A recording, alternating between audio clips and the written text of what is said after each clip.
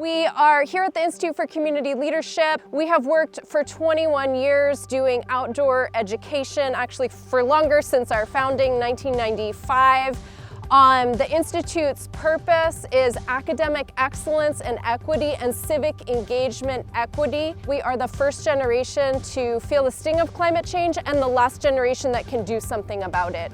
This is so exciting to me to have young trees and young students at the same time. And I'm so excited here because our goal, Trudy and I feel so profoundly that every student in the state of Washington needs to have an outdoor experience. And that's one of the most important equity issues we have. So many kids don't have that luck. We need to turn luck into opportunity. So I'm very excited to see what you're doing here. I absolutely agree with everything you just said. Outdoor education is really our chance for young people to get hands-on with the work and the environment and protecting and promoting it against the sting of climate change. Really empowering to know that we can take what's there and understand that, this may have done damage to the land, but we have a responsibility right now in the present to get rid of it and to make sure that this land stays habitable. So outdoor education is absolutely essential.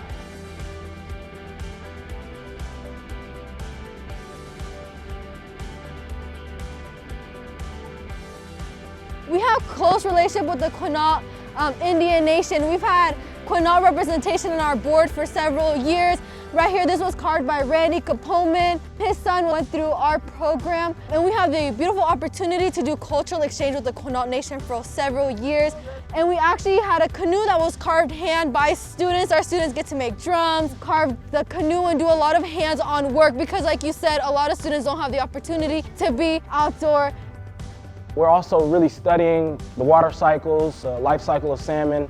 When I first came here, I was 15 years old, and one of the assignments I was given was pulling weeds. Pulling weeds is a lot like public service, because when you're on your knees and when you're really trying to solve complex problems, you have to pull them from their source. And if you don't pull them from their source, they'll grow back. In a lot of cases, they'll grow back even stronger.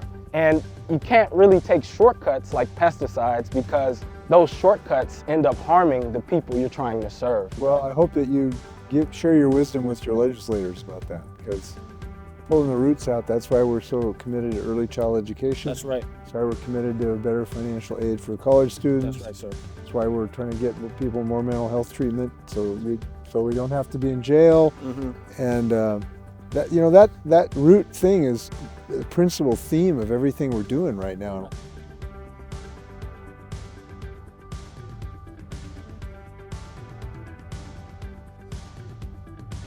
I've been with the Institute for about 4.5 years, and I was part of the animal husbandry program. The Institute gave me an internship. It's a huge responsibility, but also a very humbling experience.